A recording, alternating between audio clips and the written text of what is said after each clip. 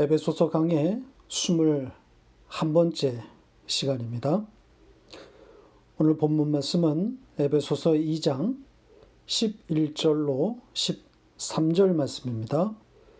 같이 읽겠습니다. 그러므로 생각하라. 너희는 그때에 육체로는 이방인이요 손으로 육체 행한 할례를 받은 무리라 칭하는 자들로부터 할례를 받지 않은 무리라 칭함을 받는 자들이라. 그때 너희는 그리스도 밖에 있었고 이스라엘 나라 밖의 사람이라. 약속의 언약들에 대하여는 외인이요 세상에서 소망이 없고 하나님도 없는 자이더니 이제는 전에 멀리 있던 너희가 그리스도 예수 안에서 그리스도의 피로 가까워졌느니라. 아멘. 지난주 설교에 조금 보충하고 가겠습니다. 설교는 감동이 아니라 말씀의 선포가 핵심이라고 했습니다. 설교자가 자주 혼동하는 지점이 설교자는 은혜를 끼치는 자이어야 한다는 그런 강박입니다.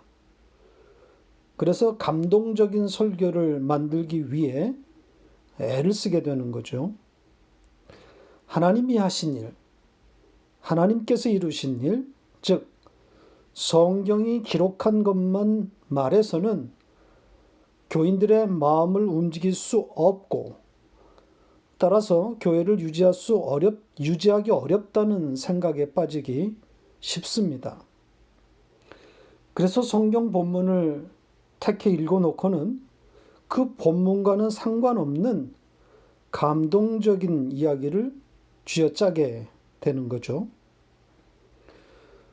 성경이 말하고 있는 예수, 하나님께서 행하신 일을 말하기보다는 내가 만난 예수, 내가 생각하는 예수, 이런 것들이 감동이 될 것 같아서 체험이나 간증 혹은 설교자 개인의 주관적인 사상이나 철학을 전하게 되는 겁니다. 성경을 전하지 않는 것이 성경을 부정해서가 아니라 감동적인 주제가 아니라고 생각하기 때문에 전하지 않게 되는 겁니다. 결국 말씀에 대한 신뢰가 없는 것 혹은 말씀에 대한 오해가 근본 원인이라고 할 수 있습니다. 말씀 그 자체의 능력을 의지하지 않는 겁니다. 이 시대가 요구하는 설교자는 대단한 웅변가나 탁월한 실력자가 아니라 어눌해도 성경에 기록된 하나님의 하신 일을 잘 찾아내서 그것을 그대로 말할 수 있는 우직함과 용기를 가진 자입니다. 성령이 일하실 것을 믿고 청중의 반응에 끌려다니지 않으면서 오직 하나님이 그리스도 예수를 통해 하신 일을 꾸준하게 전할 수 있는 그런 설교자가 필요합니다. 이게 개혁입니다. 강단은 개혁되어야 됩니다. 믿음은 감동 끝에 따라 나오는 것이 아닙니다. 오히려 감동적인 설교가 믿음을 방해하고 있을지 모르는 일입니다. 감동적이라고 하는 것은 설득력이 있다는 것인데 이게 위험합니다. 인간의 설득으로 믿음이 생산되지 않기 때문입니다. 믿음은 오로지 하나님의 능력으로만 생산되는 겁니다.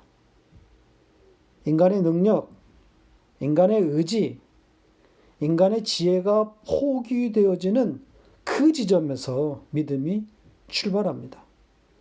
거기가 성령이 일하시는 지점이기 때문입니다. 자, 이것에 대해서 사도 바울의 고백을 들어볼 필요가 있습니다. 고린도전서 2장에 나오는 유명한 말씀입니다. 고린도전서 2장 4절로 5절입니다. 같이 읽겠습니다. 내 말과 내 전도함이 설득력 있는 지혜의 말로 하지 아니하고 다만 성령의 나타나심과 능력으로 하여 너희 믿음이 사람의 지혜에 있지 아니하고 다만 하나님의 능력에 있게 하려 하였노라. 말씀 자체가 일하고 있음을 인식할 필요가 있습니다. 사람의 지혜가 작동하지 않는 영역이 바로 믿음의 영역입니다. 우리는 이것을 믿어야 합니다. 말씀이 일하신다. 인간의 힘, 목사의 힘이 계속 떨어져야 좋은 교회, 좋은 설교가 나옵니다. 인간이 뭘 하겠다고, 목사가 뭐 좀 해보겠다고 나서면 망하는 겁니다. 우리가 삭제당하고 그가 일하시는 그런 교회, 그런 강단이 되기를 바랍니다. 우리가 계속 부정당하고 그만 드러나는 에클레시아가 되기를 바랍니다. 자, 오늘 우리가 읽은 본문 2장 11절로 13절까지 이 세 절에서 내용을 끌어가고 있는 세 개의 단어가 눈에 띕니다. 첫 번째 단어는 문장의 첫 단어인 그러므로인데 앞의 내용 전체를 받아서 연결하는 그런 역할을 하고 있습니다. 그리고 나머지 두 단어는 시간을 나타내는 부사들로 11절과 12절에 나오는 그때, 이것과 13절에 이제는입니다. 그러니까 그때와 이제가 대조되어 있는 겁니다. 우선 그러므로부터 시작해 보겠습니다. 이 단어는 언제나 그 앞에 있었던 내용을 담아낼 때 쓰이는 단어입니다. 그렇다면 앞의 내용이 무엇이었나요? 바울은 2장 내내 그가 말하려고 했던 그 강조점이 있습니다. 은혜로부터 시작된, 즉 은혜의 결과물인 믿음으로 구원을 받게 되었다는 그런 내용이었죠. 하나님의 은혜의 지극히 풍성함을 말하고 있습니다. 그리고 그렇게 믿음으로 구원을 받은 자들에게서 나오는 운명적인 삶을 말하고 있습니다. 그 첫째는 이 신됨이라는 선물이라는 것과 또 하나는 그 하나님의 선한 행위 속에서 그 가운데서 걷게 되는 삶이라고 했지요. 이 신됨이라는 것은 구원받은 성도들이 갖게 되는 자존감, 정체성을 담고 있다고 그랬습니다. 그 신이 된 자들은 하나님의 그 선한 행위 주변에서 맴돌게 되는, 걷게 되는 그런 삶을 살아가게 되는 거라고 했습니다. 그러니까 하나님의 그 선하심의 발자취를 밟아가는 그런 삶으로서 저는 지난주에 찬송을 제시했습니다. 하나님의 행하신 일, 즉 하나님의 선한 일을 말하는 자가 되었다는 거죠. 위의 일을 말하는 것, 위의 말을 하는 것, 그것이 찬송이라고 했습니다. 자, 이와 같은 내용들이 이 그러므로에 담겨 있는 것들입니다.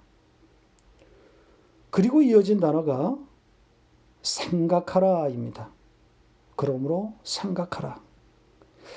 이 단어는 그야말로 우리를 생각하게 만드는 그런 단어입니다. 우선 사전적인 의미는 마음에 두다 혹은 기억하다 이런 뜻입니다. 이 단어가 성경에 많이 등장하는데 그래서 용례들이 많습니다. 그 중에서 같은 명령문의 형태로 사용된 몇 사례를 보고 가겠습니다. 우선 누가복음 16장 32절을 보겠습니다. 같이 읽겠습니다. 롯의 철을 기억하라. 이 소돔과 고모라를 탈출하다가 뒤를 돌아보므로 소금 기둥이 되어버린 그 롯의 아내를 생각해 보라는 말씀입니다. 지금 32절 달랑 한 문장만 뽑아왔는데 사실은 앞뒤에 붙어 있는 내용들을 함께 봐야 그 내용을 좀 알 수 있는데 그렇게 되면 오늘 좀 해설이 길어질 것 같아서 생략했습니다. 인자가 오시는 날, 인자의 때와 관련된 내용들인데 간략하게 요약만 해드리겠습니다. 많은 사람들이 누가복음 16장을 종말, 즉 주님의 그 재림의 때에 관한 말씀이라고 생각하는데 그런 내용이 아닙니다. 그냥 주님 오시는 그날, 즉 십자가가 세워지는 그 종말을 말하고 있는 겁니다. 그냥 주님의 오심이에요. 자, 그때에 이 롯처럼 하나님의 사자의 손에 이끌려 사는 자가 있고 반면 그 롯의 아내처럼 뒤를 돌아보아서 죽는 자가 있다는 겁니다. 이 뒤를 돌아보았다는 것에 큰 의미를 둘 필요가 없습니다.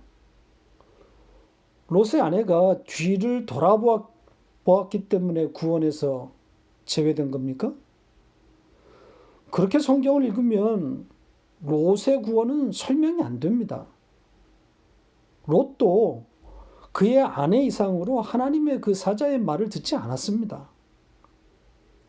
소돔을 빨리 떠나라고 해도 지체하고 산으로 도망하라 해도 말을 듣지 않고 버티지 않았습니까?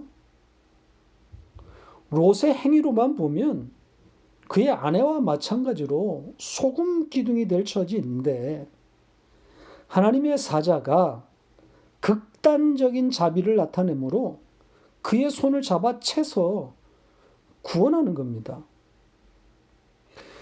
그런데 롯의 아내도 함께 하나님의 손에 이끌려 소돔에서 탈출했는데 뒤를 돌아보므로 소금 기둥이 되어버립니다. 무슨 차이가 있는 거죠? 이 차이는 야곱과 에서의 차이와 같은 겁니다. 하나님의 일방적인 편애인 거예요. 이성적으로는 도무지 납득할 수 없는 그런 처사입니다. 아무튼 이런 문맥 속에서 예수님께서 롯의 철을 기억하라, 생각해 봐라 이렇게 말씀하셨습니다. 인자의 때, 즉 십자가라는 종말적 심판의 때에 선자들은 롯의 철을 기억하라는 말씀이에요. 따라서 이 뒤를 보아 소금 기둥이 되어버린 이 롯의 철을 기억하라고 하는 이 말씀은 당연히 이 십자가라는 그 인자의 때와 연관지어서 해석되어야 하는 겁니다. 무엇을 보아야 구원에 이를 수 있는가를 말하고 있는 거예요. 롯의 아내가 뒤를 돌아보았다는 것은 십자가가 아닌 곳을 바라보았음을 상징하고 있는 겁니다. 뒤를 돌아본 것이 뭐 이렇게 큰 잘못이었겠냐고요. 그런 식으로 구원이 결정되는 것이라면 롯도 그 소돔의 불길 속에 있어야 하는 것이고 우리 역시 그런 그 지옥 불 속에서 이미 다 없어져 버려야 할 그런 존재인 거죠. 이 롯의 철을 생각하라고 하는 것은 십자가가 아닌 것을 붙잡다가 영생에 이르지 못한 것을 한번 생각해 봐. 이런 뜻이 되는 겁니다. 자, 한 문장 더 볼까요? 요한복음 15장 20절입니다. 같이 읽겠습니다. 내가 너희에게 종이 주인보다 더 크지 못하다 한 말을 기억하라. 사람들이 나를 박해하였은즉 너희도 박해할 것이요 내 말을 지켰은즉 너희 말도 지킬 것이라. 자, 주님이 제자들에게 비유로 하신 말씀인데 종이 주인보다 더 클 수 없다고 하신 말씀을 기억해 보라는 겁니다. 여기서 종은 제자들을 말하는 것이고 주인은 예수님입니다. 그럼 뭘 말하고 있는 거죠? 이게 무슨 뜻입니까? 제자들, 즉 교회의 운명을 말하고 있는 거죠. 교회와 그리스도는 공동 운명이라는 겁니다. 주님이 가신 그 길 그대로 교회는 따라가게 돼 있는 거예요. 그래서 사람들이 주님을 박해한 것처럼 그들이 교회도 박해할 것이라는 것이고 또 그들이 주님의 말을 지킨 것처럼 너의 말, 교회의 말도 지킬 것이다. 이렇게 말하고 있는 거예요. 여기 지금 지켰다고 하니까 좀 혼동이 오지요?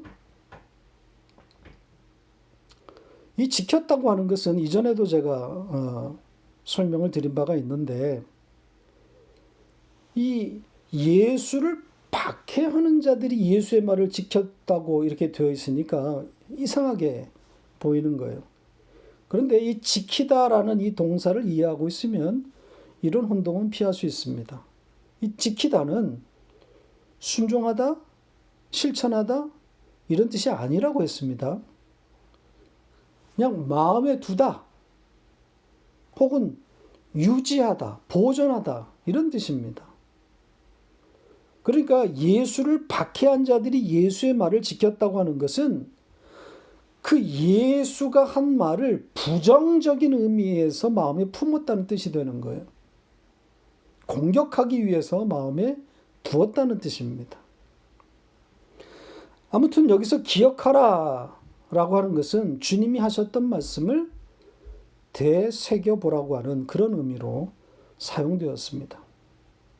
자, 이런 좀 사전적인 지식을 가지고 오늘 본문의 이 생각하라를 보면 도움이 될 겁니다. 이 생각하라라고 하는 이 동사에 목적절이 여러 개가 걸려 있는데 내용으로 보면 두 가지 정도입니다. 그 둘을 결정하는 결정적인 단어가 제가 아까 소개해드린 시간을 나타내는 두 부사입니다. 하나는 그때이고 또 하나는 이제는입니다. 그러니까 그때 일어난 일이 무엇인지 기억하고 그때 내가 어떤 형편에 있었는지를 생각해 보고 그리고 이제 우리에게 또 어떤 일이 일어났는지를 생각해 보라. 그런 말이 되는 거예요. 자, 첫째 내용인 이 그때 이야기를 해보겠습니다. 11절과 12절 이 두 절에 거쳐서 그때 이야기가 적혀 있습니다. 순서대로 좀 요약해 볼까요? 자, 육체적으로는 이방인이었다는 것이고요. 또 육체의 할례를 받은 자들에게 할례를 받지 않은 자라고 불리웠던 자들이었다. 이런 내용이고요. 그 다음에 이 12절에서는 그리스도 밖에 있었다. 이렇게 말하고 있고요. 또 이스라엘 나라 밖에 있었다. 이렇게 말합니다. 그리고 약속의 언약들에 대해서는 외인이었고 또 세상에서는 소망이 없고 하나님도 없었던 자들이었다. 이렇게 말하고 있습니다. 자, 이것을 내용으로 다시 분류해서 묶어보면 두 가지를 말하고 있는 것 같습니다. 하나는 유대인이 아니라는 점을 말하고 있는 것 같고, 또 하나는 하나님과 상관없었던 사람들이다라는 것으로 그렇게 나눌 수 있을 것 같습니다. 그러니까 육체적으로 이방인이었고 할례를 받은 자들에게 무할례자라 따돌림을 받아 이스라엘 밖에 있었다는 거죠. 자, 이 내용을 좀 들여다보면 약간의 좀 혼동이 올 수 있습니다. 과연 에베소 교회가 이방인의 교회였는가 하는 점입니다. 지금 말하고 있는 내용만 보면 전부 이방인에 해당되는 내용들인데, 에베소 교회가 과연 이방인들로 구성된 그런 교회였을까요? 이 에베소 교회의 시작과 그 진행 과정이 비교적 상세하게 기록되어 있는 사도행전을 참고해 보면 이방인의 교회라기보다는 오히려 유대인들로 구성된 교회였음을 보여주고 있습니다. 자, 에베소 교회의 시작은 누구로부터였나요? 물론 교회를 시작하시는 분은 성령님인데 이 보이는 교회로서의 시작을 말하는 겁니다. 사도행전에 의하면 바울과 또 아볼로의 이름이 함께 등장합니다. 시기적으로는 에베소 땅을 먼저 밟은 사람은 바울로 보여집니다. 바울이 고린도를 떠나서 브리스길라와 아굴라 부부와 함께 에베소에 방문합니다. 그때 기록을 보면 바울은 회당으로 가서 유대인들을 상대로 변론을 했다고 그렇게 기록되어 있습니다. 자, 사도행전 18장 19절 한 절만 같이 읽겠습니다. 에베소에 와서 그들이 거기 머물게 하고 자기는 회당에 들어가서 유대인들과 변론하니.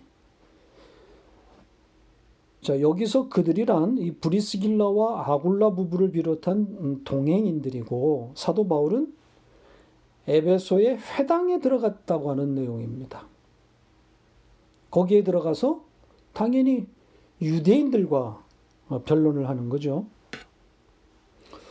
이후에 바울 일행이 이 에베소에 얼마나 머물렀는지는 나와 있지 않고, 에베소의 사람들, 유대인들이 더 있어 달라고 하는 그런 요청을 했음에도 불구하고 바울은 에베소를 떠나서 가이사라를 거쳐 안디옥으로 갔다, 이렇게 기록되어 있습니다. 만약 이 시점에서 에베소 교회가 시작되었다고 보면 최초의 교인들은 유대인 디아스포라였음에 틀림없습니다. 그러니까 순수 유대인으로서 다만 유대 땅에 살지 않고 여러 가지 이유로 이방 땅에 거주하고 있었던 그런 유대인들인 거죠. 사도행전은 이런 사도 바울의 에베소 방문 직후에 또 다른 에베소 교회 이야기를 적어놓고 있습니다. 다름 아닌 아볼로의 에베소 전도 이야기입니다.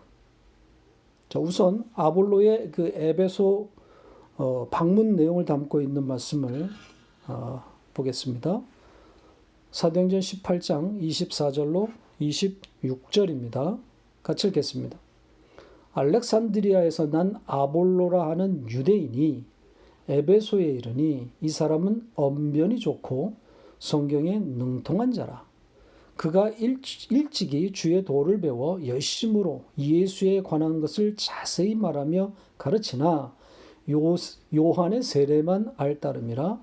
그가 회당에서 담대히 말하기를 시작하거늘 브리스길라와 아굴라가 듣고 데려다가 하나님의 도를 더 정확하게 풀어 이르더라.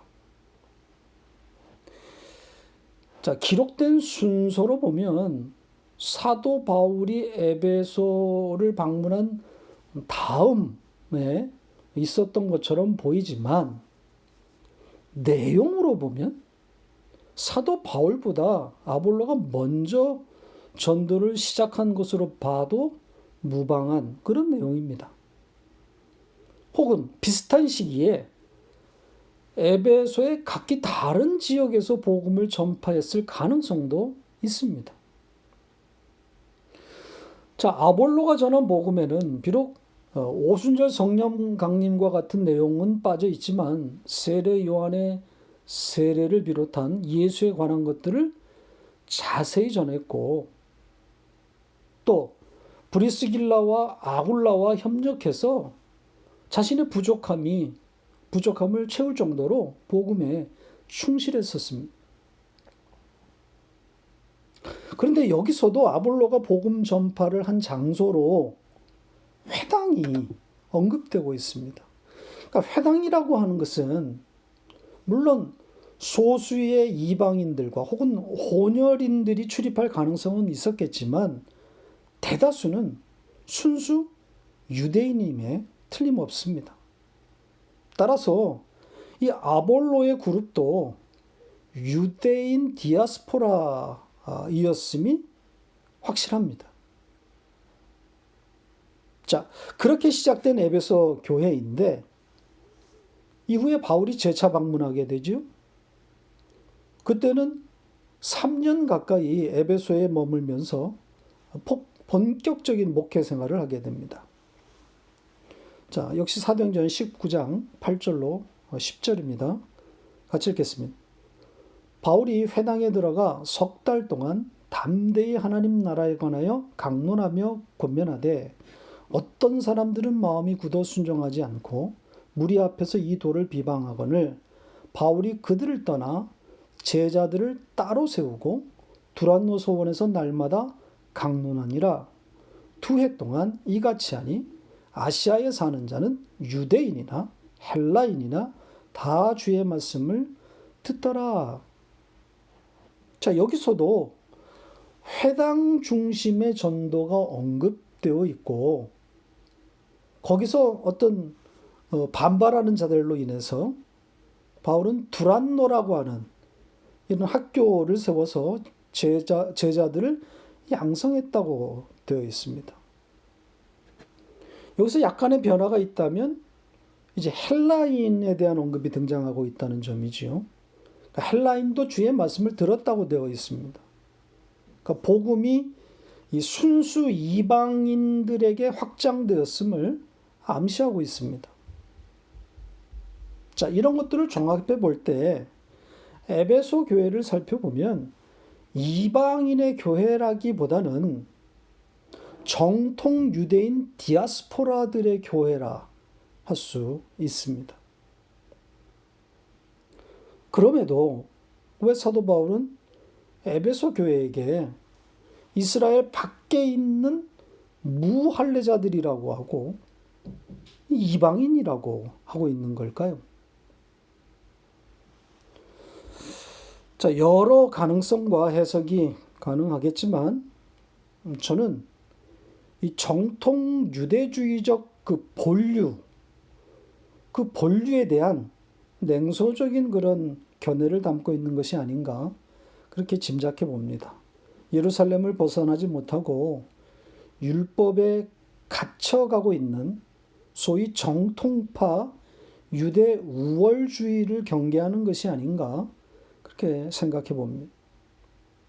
그러니까 이방인이 아님에도 이방인이라고 하고 유대인임에도 이스라엘 밖에 있다고 할례를 받았음에도 무할례자라 이렇게 불렸다고 하는 것은 예루살렘의 시각, 나아가 다른 복음에 휘둘리고 있는 유대 우월주의와의 어떤 차별을 말하고자 함이 아닐까 그렇게 생각해 봅니다. 아무튼 디아스포라의 아픔인 거죠. 같은 민족임에도 이방인의 땅에 산다는 이유만으로 따돌림당하고 멸시를 받아야 하는 그런 아픔인 겁니다. 거기에다가 복음마저 알지 못했던 자들이었다는 거죠. 그리스도 밖에 있었고, 따라서 약속의 언약에 대해서도 외인들이었고, 세상에서 소망 없는 자로 하나님이 없던 자들이었던 겁니다. 어떻게 보면 가장 불쌍한 자들이었던 거죠. 유대인이면서도 이방인 취급을 당하고 있었고, 여러 사정으로 수만 킬로를 떨어진 그 외로운 그곳에서 남의 나라에서 그림을 가지고 살아야 하는 이 타향살이의 소로움 속에서 복음마저 알지 못했으니 이보다 더 불쌍한 일이 없었던 거죠. 그러니까 이것을 기억해 보라는 겁니다. 너의 그 처지를 기억해 보라는 겁니다. 차별 속에서 하나님 없이 살아왔던 그 시간들을 돌아보라는 겁니다. 우리도 가끔 문득 하나님 없이 살았던 혹은 하나님 없는 삶을 가정해 볼 때가 있지 않습니까?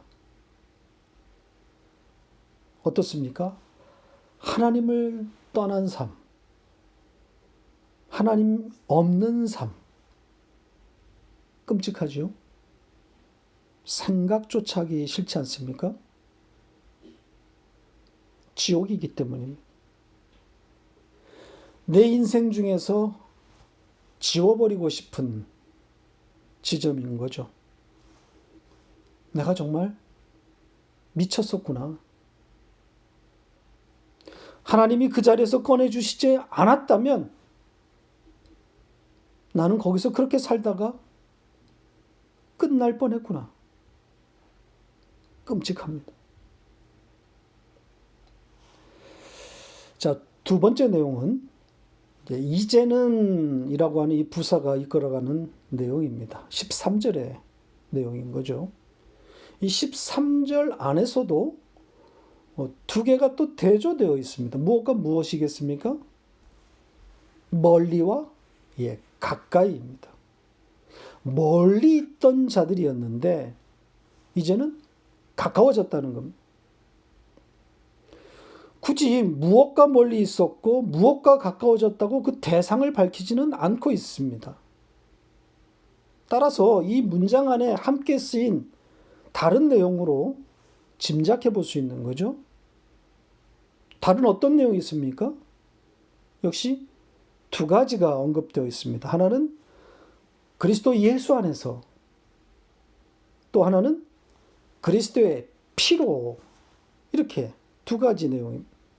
그러니까 멀리 있었던 너희가 그리스도 안에서 그리스도의 피로, 그 피로 말미암아 이제는 가까워졌다, 이렇게 말하고 있는 거죠. 그리스도의 피가 매개가 되어서 그리스도 예수 안에서 우리에게 일어난 어떤 일을 말하고 있는 거죠. 그리스도의 피가 우리를 무엇과 가깝게 해주었다는 거겠습니까? 전에는 멀리 있었는데 이제는 가깝게 된 것, 그것이 무엇일까요? 이 멀리와 가까이, 이 대조를 잘 담고 있는 단어가 저는 화목이라고 생각합니다. 하나님과의 화목, 그리스도의 피가 우리를 끌고 가는 자리가 바로 하나님 보호자 앞인 거죠. 바로 다음 절인 우리가 다음 주에 볼 이 14절에 힌트가 제공되어 있습니다. 좀 미리 읽어볼까요? 에베소서 2장 14절입니다. 같이 읽겠습니다. 그는 우리의 화평이신지라 둘로 하나를 만드사 원수된 것 곧 중간에 막힌 담을 자기 육체로 허시고. 여기에 자기 육체, 이 자기 육체라는 요 말이 13절에 그리스도의 피와 같은 말 아니겠습니까? 그러니까 그리스도의 피가 막힌 담을 헐어버렸습니다. 막힌 담이 뭐겠어요? 하나님께로 나아가는 길, 생명나무로 가는 그 길을 가로막은 그 그룹들의 그 불칼, 그거 아니겠습니까? 그걸 십자가로 뚫어내시는 겁니다. 우리가 하나님께로 나아갈 수 있는 길을 자신의 몸을 던져서 거기에다 깔아줌으로 우리는 그분을 밟고 하나님께로 나아갈 수 있게 된 겁니다. 그걸 멀리와 가까이로 표현하고 있는 겁니다. 이것이 이 화평, 이 화목이 하나님의 원하신 바 하나님의 소원입니다. 하나님이 자기 아들을 죽이신 것이 바로 이 화평 때문입니다. 자기 백성들과 함께하고 싶어서 하신 겁니다. 하나님의 기쁨, 하나님의 소원은 화목입니다. 자, 골로새서 1장 20절입니다. 같이 읽겠습니다. 그의 십자가의 피로 화평을 이루사 만물 곧 땅에 있는 것들이나 하늘에 있는 것들이 그로 말미암아 자기와 화목하게 되기를 기뻐하심이라. 우리가 주님의 기쁨이 되었다는, 우리가 그렇게 찬송하지 않습니까? 나 주의 기쁨 되기 원하네. 우리가 주님의 기쁨이 되었다는 의미가 무엇이겠어요? 하나님이 우리로 인해서 그 기쁨을 이기지 못한다고 기록한 그 스바냐 3장의 말씀의 의미가 무슨 뜻이겠어요? 바로 하나님과의 화목, 화평인 겁니다. 그리스도의 피가 우리를 하나님과의 그 거리를 가깝게 만든 겁니다. 그래서 이제 담대히 하나님께 나아갈 수 있게 된 겁니다. 지성소이신 예수 그리스도를 밟고 하나님의 보호자로 나아가는 겁니다. 그렇게 화목은, 화평은 하나님의 기쁘신, 하나님의 기쁨이요 소원인 겁니다. 말씀을 맺겠습니다. 하나님 없이 소망 없는 세상을 붙들고 살았던 그 시간들도 우리에겐 필요한 시간이었다고 생각합니다. 그 시간이 있었기에, 하나님과 멀었었던 그 시간이 있었기에 이 가까움의 소중함이 더 크게 다가오는 것 아니겠습니까? 지워버리고 싶어도 지워지지 않고 수시로 내 기억 속에 없어지지 않고 그대로 투시는 그런 유익이 있지 않을까요? 생각하면 떠오르게 되는 그 시간과 여러 장면들. 아프지만 그것을 통해서 나의 지독한 이기심과 악함이라고 하는 나의 허약한 기초를 보게 되는 것 아니겠습니까? 멀었던 지점을 떠올리면 지금의 가까움의 소중함을 보게 됩니다. 그래서 그 멀었던 지점도 우리가 생각하게 되는 것이고, 이제 이 가까운 이 현실도 우리가 생각하게 되는 거란 말입니다. 그리스도의 피가 나를 어떤 지점에서부터 어떤 지점으로 끌어다 놓았는지를 보게 되는 것이고, 거기에서 화목하게 된 바로 그 자리에서 하나님과의 소통과 찬송이 터져 나오는 것 아니겠습니까? 화목에 대해서 생각해 보는 그런 시간이 되시기를 바랍니다.